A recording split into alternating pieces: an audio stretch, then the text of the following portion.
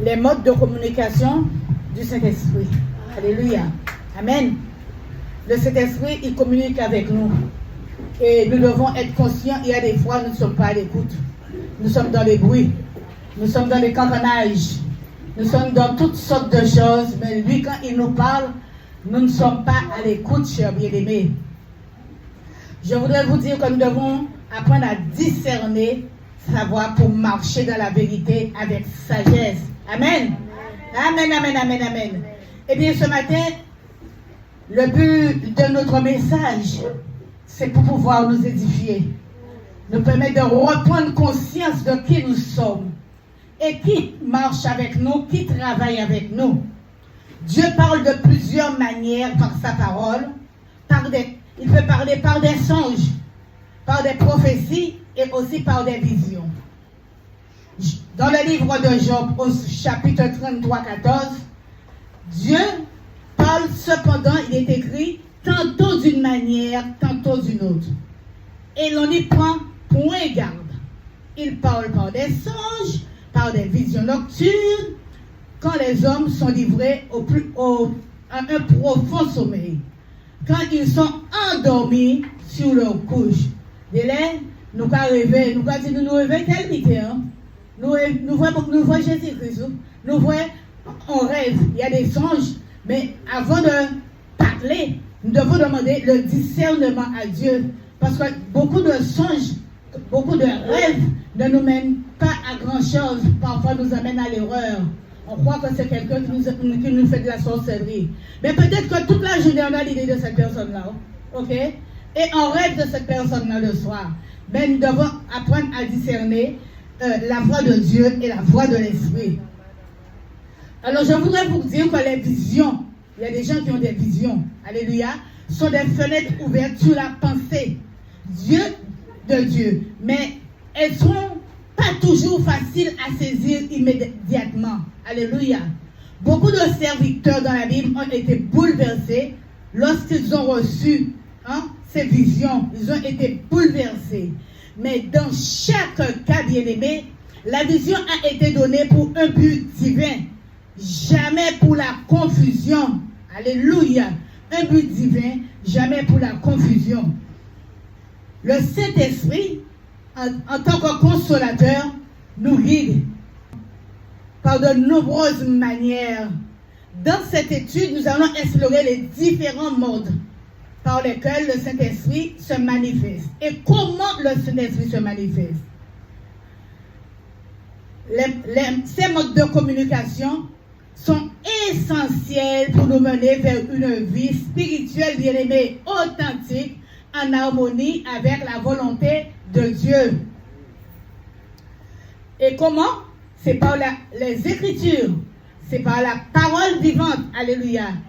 Alléluia. La première et la plus fondamentale manière par laquelle le Saint-Esprit communique à travers les Écritures, nous guide et nous nourrit. À travers les Écritures, nous sommes guidés et nous sommes nourris.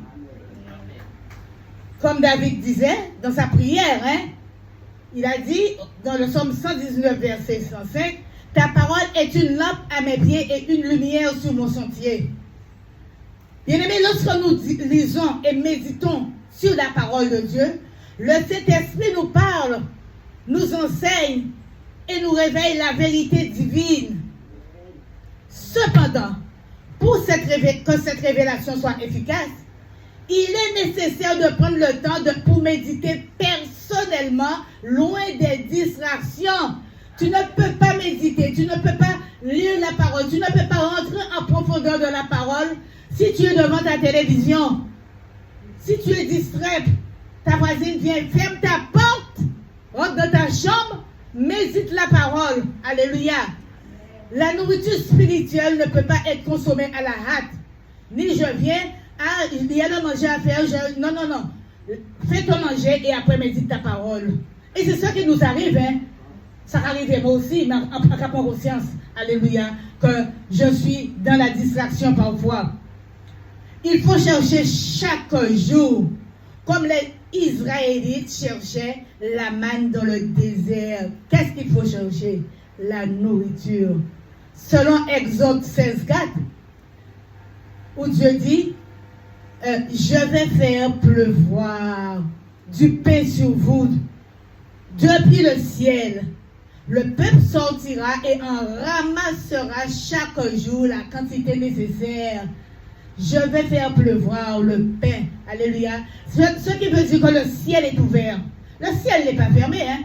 Le ciel est ouvert et Dieu fait pleuvoir sur nous le pain. Nous recevons des trucs parfois. Nous nous demandons, mais comment nous avons fait?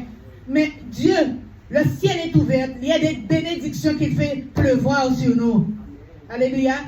Je vais vous donner des témoignages intérieurs maintenant. Pour vous dire que la paix surpasse l'intelligence. Le témoignage intérieur du Saint-Esprit est une forme subtile, bien-aimée, mais puissante de communication. C'est un sentiment profond de paix, ou parfois un trouble intérieur qui guide nos décisions. Selon l'apôtre Paul, dans le livre de Romains, chapitre 8, verset 16, l'Esprit lui-même rend témoignage à notre esprit que nous sommes des enfants de Dieu. Je pense que vous êtes venus avec vos bics et vos blocs pour prendre des notes. Alléluia. L'Esprit lui-même rend témoignage à notre esprit que nous sommes enfants de Dieu. C'est pour vous dire que ce témoignage intérieur se manifeste souvent sous la forme d'une paix inexplicable face à une décision importante. Il y a des fois, il y a des choses qui nous arrivent, que peut-être que nous sommes aux abois, hein, mais nous ressentons une paix. Une paix. Nous sommes malades, nous nous soignons, mais nous ne nous affolons pas parce que la manne, l'Esprit de Dieu est là. Il nous fait garder la paix. Je suis en paix. J'ai une sœur qui passe par des moments pas difficiles, je dis, des moments de victoire. Elle te dit tout le temps, je suis en paix. Hein, Marie? D'accord? Parfois, un sentiment de désapprobation intérieure peut nous avertir qu'un choix n'est pas négligé avec la volonté de Dieu. La voix de notre esprit, oui, notre esprit entend des voix. C'est une connexion spirituelle que nous devons avoir. En plus du témoignage intérieur, il existe une voix douce et calme qui nous parle par le Saint-Esprit, bien-aimé. Ce n'est pas une voix intérieure, hein, mais une voix résonance intérieure qui nous conseille, nous guide dans notre méditation et parfois nous aide à comprendre la parole de Dieu. Alléluia! Acclamons le Seigneur! Bien-aimé, oui! D'accord? Il nous aide à comprendre la parole de Dieu. Et comme il est écrit dans le livre de Proverbes au verset 20, 27, l'esprit de l'homme est une lampe de l'Éternel. Il explore le plus profond de l'être. Alléluia. L'esprit de l'homme, ton esprit, ma soeur, mon frère, est une lampe éternelle. Hein? Ton esprit explore le plus profond de l'être, de ton être. Alléluia. Cette voix peut être facilement confondue avec notre propre pensée. Mais elle vient de l'esprit qui communique à notre esprit. Amen. Il est essentiel et attentif de chercher la clarté dans les moments de réflexion spirituelle. Amen.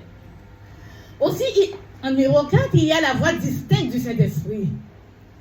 Une communication clairvoyance. Le Saint-Esprit parle parfois d'une manière très claire et distincte. Cette voix est audible à l'intérieur de nous, mais aussi, dans certains cas, extérieur. Ça veut dire que nous pouvons entendre la voix du Saint-Esprit si nous sommes vraiment attentifs. Mais aussi par une voix extérieure, il peut te parler à travers de ton pasteur, à travers d'un enfant. Alléluia. Elle se distingue nettement à nos propres pensées et peut être étendue avec autorité et précision. Nous voyons que Samuel, comme témoignage, Samuel son histoire, qui entend la voix de Dieu pour la première fois, il pense d'abord que c'est Élie qui l'appelait. Mais il a réalisé que c'était l'Éternel qui parlait. Pourquoi il a réalisé cela? Parce que dans le livre de Samuel 3, verset 4 à 9, l'Éternel, il est écrit, l'Éternel appela Samuel. Il répondit, me voici. Courut vers Élie et dit, me voici, tu m'as appelé. Élie répondit, je n'ai pas appelé, retourne te coucher. Et Samuel alla se coucher. Vous voyez comment la voix de l'Éternel parle pour nous-mêmes pendant notre sommeil. Le numéro 6, l'Éternel appela de nouveau Samuel. Samuel se leva, alla vers Élie et dit, me voici car tu m'as parlé. Et Élie répondit, je ne t'ai pas appelé. Mon fils, retourne te coucher.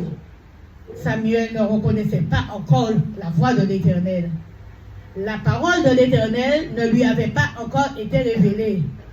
Et nous voyons au verset 8, Samuel appela de nouveau Samuel. L'Éternel appela de nouveau Samuel. Pour la troisième fois, Samuel alla vers Élie et dit, me voici. Élie a compris que c'était la voix de l'Éternel qui appela son enfant. Et il a dit, va te coucher. Et si l'on t'appelle, dis, parle Éternel, car ton serviteur écoute.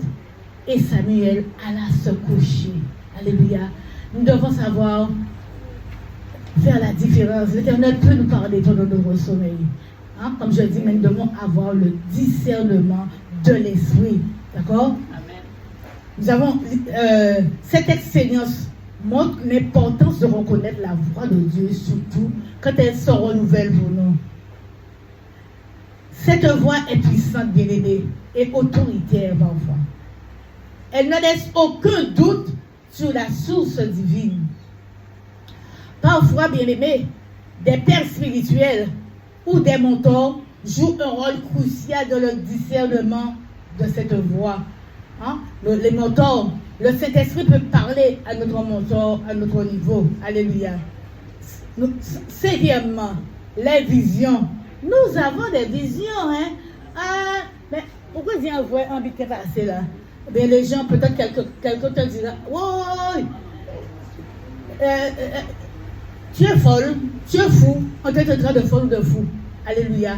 Mais le Saint-Esprit peut aussi se manifester par des visions. Les visions sont des images ou des scènes intérieures montrées par le Saint-Esprit à notre esprit bien-aimé. Contrairement à un songe qui se passe pendant notre sommeil, une vision peut survenir en étant pleinement éveillé. Amen. Amen. Dieu parle de plusieurs manières, bien-aimés. Oui, on peut acclamer le Seigneur. Il parle de plusieurs manières. Oui, oui. Par sa parole, par des songes et par des prophéties et aussi par des visions. Nous avons Job, l'histoire de Job au 33, 14, 15. Hein? Où cela nous confirme ce que je viens de dire. Dieu parle cependant tantôt d'une manière, tantôt d'une autre, et l'on n'y prend point garde. Il parle par des songes purs, des visions nocturnes, alléluia, quand les hommes sont livrés à un profond sommeil, quand ils sont endormis sous leur couche, alléluia. Mais il ne dit pas quand les hommes sont couchés et prévoit comment je ferai pour me venger de X ou de tel. Hein? Quand le cœur est rempli d'amertume, Dieu ne peut pas te visiter. Alléluia. Il visite un cœur saint. Alléluia.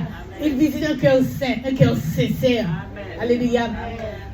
Il ne te visite pas toi en tant que peau échéant, mais il visite ton cœur. Et ton cœur renvoie à ta pensée, renvoie à ton esprit. Les visions sont des fenêtres ouvertes sur la pensée de Dieu. Mais elles ne sont pas toujours faciles à saisir immédiatement. Nous voyons que beaucoup de serviteurs dans la parole ont été bouleversés lorsqu'ils ont reçu une vision. Mais dans chaque cas, La vision a été donnée pour un but divin, jamais pour la confusion. Alléluia. Elle peut être physique et si réelle que nos 5 sens semblent être impliqués, créant une expérience quasi physique. Alléluia. Quasi physique. Nous avons l'histoire de Pierre qui reçoit une vision où Dieu lui montre un tissu suspendu du ciel contenant des animaux. Vous allez lire Acte 10, versets 9 à 16. Alléluia. 9 à 16. Qui dit, le lendemain, tandis qu'il était en route, Pierre, et s'approchait de la ville, Pierre monta sur la terrasse de la maison vers midi pour prier. Saisit la faim et voulut prendre quelque chose. Pendant qu'on lui préparait à manger, il tomba en extase. Alléluia, il est tombé. Alléluia. Le verset 11 dit, il contemplait le ciel ouvert et un objet qui descendait. On aurait dit une grande toile tenue aux 4 coins et qui se posait sur la terre. Il y avait dedans tous des quadrupèdes, tous les reptiles de la terre et les oiseaux du ciel. Et une voix s'adressa à lui. Debout, Pierre, offre ce sacrifice et mange. Alléluia. Pierre dit, certainement pas, Seigneur. Je n'ai pas pris d'aliments interdits et purs. À nouveau, pour la 3e fois, la voix s'adressa à lui. Ce que Dieu a déclaré pour toi, ne le déclare pas interdit. Ce que Dieu a déclaré pour toi, ne le déclare pas interdit. Et cela se produisit 3 fois. Et aussitôt, après, l'Éternel fut emporté du ciel. Alléluia. Nous voyons que cette vision déclencha une révélation essentielle pour l'Église primitive. L'Église que nous sommes aussi, alléluia, marquant un changement dans la compréhension de la loi de Moïse. Les visions peuvent être déconcertantes au début, mais elles sont puissantes et claires. Et elles ont toujours un but précis dans le plan divin. Alléluia. Dans la Bible, chaque fois que Dieu fut troublé dans mon esprit, d'accord, c'est Daniel qui le dit, moi, Daniel, je fus troublé dans mon esprit et les visions de ma tête, mes frères, alléluia. Daniel, vous allez trouver cela dans son chapitre 7 au verset 15. Il y a encore un autre, Ézéchiel, devant la gloire de Dieu, tomba face contre terre. Mais l'apôtre Paul, Jean, dans l'Apocalypse, tomba comme mort devant la révélation, quand Dieu s'est révélé à eux. Alléluia. Cela montre que les visions dépassent notre logique humaine, bien-aimée, et notre capacité naturelle de compréhension. 6e, nous avons les songes. Là, nous allons parler maintenant des songes. Alléluia. Message durant le sommeil. Les songes sont une autre manière par laquelle Dieu communique avec son peuple, souvent en utilisant des rêves pendant le grand sommeil.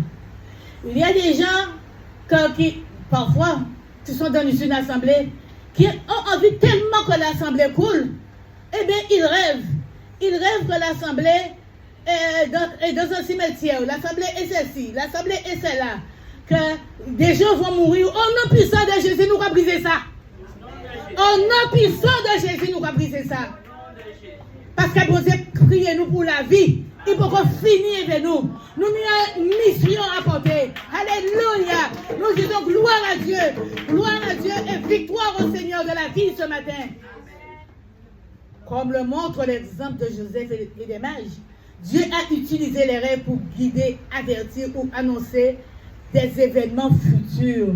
Mais quand on rêve qu'une église va mourir, que les gens vont mourir, mais c'est un événement où Dieu va envoyer une foule. Il y a une foule, il y a quelque chose qui va se passer. Alléluia. Dieu va toucher les cœurs pendant leur sommeil. Dieu m'a touché pendant que j'étais mes yeux étaient ouverts.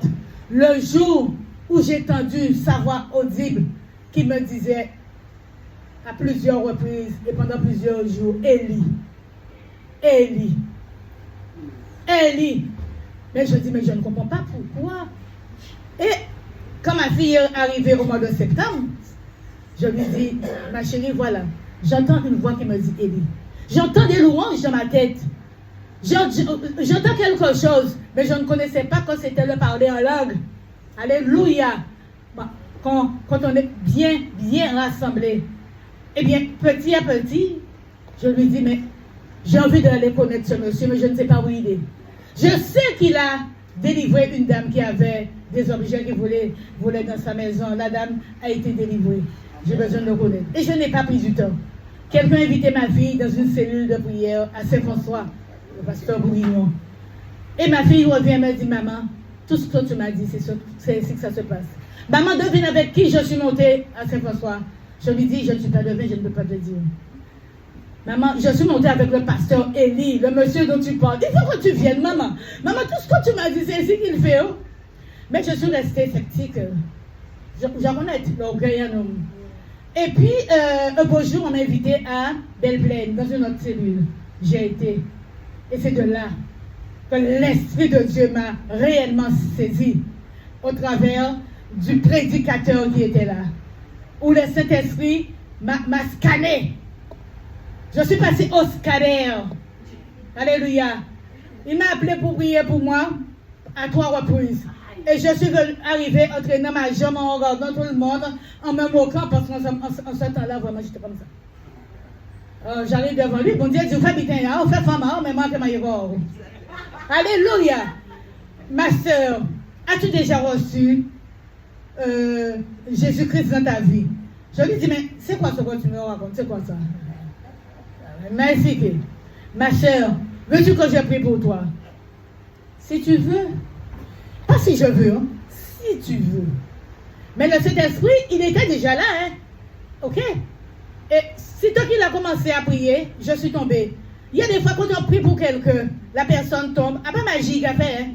C'est l'Esprit de Dieu, hein, qui visite cette personne-là. Et à mon réveil, il m'a dit, ma soeur, tu es mariée des nuits avec toi. Je lui dis, mais comment tu me dis que tu es mariée des nuits avec moi? Il me dit, oui. Pendant ton sommeil, est-ce que tu ne sens pas quelqu'un qui te fait l'amour? Je lui ai dit, oui, mais j'ai fini par m'habituer avec lui. Ok. Il dit, mais tu as fini par t'habituer avec lui? Je lui dis, oui. Parce que moi, j'ai ma petite chapelle, j'ai ma vierge, j'ai. Il m'a dit, ma soeur, c'est une abomination aux yeux de Dieu. Alors, j'ai commencé à rigoler et je lui dis,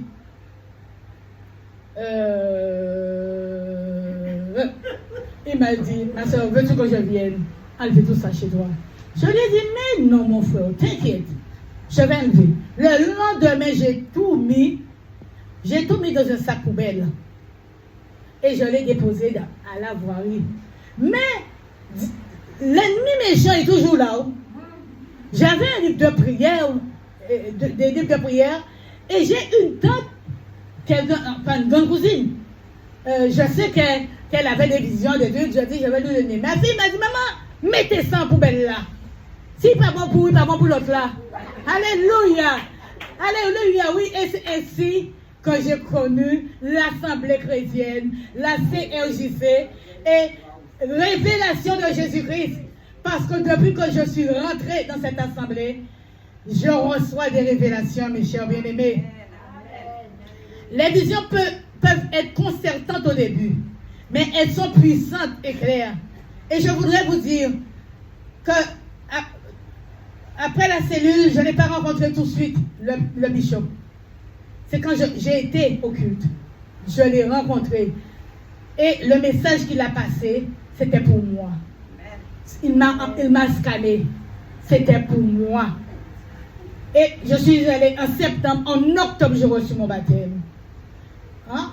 Et en octobre, le Saint-Esprit a commencé à me donner des révélations sur le champ. Alléluia. C'est pour vous dire que les visions, hein, dans la Bible, chaque fois que Dieu se révèle par une vision, la première réaction de ceux qui la reçoivent est souvent la crainte. l'incompréhension et la perplexité. D'accord? Cela montre que la vision dépasse notre logique, bien-aimé, notre logique humaine et notre capacité naturelle, alléluia, naturelle de compréhension. Les songes durant notre sommeil sont un moyen important pour lequel Dieu communique avec son peuple. Alléluia. Souvent en utilisant des rêves. Comme le montre l'exemple de Joseph et des mages. Dieu a utilisé des rêves pour guider, avertir ou annoncer les événements du futur.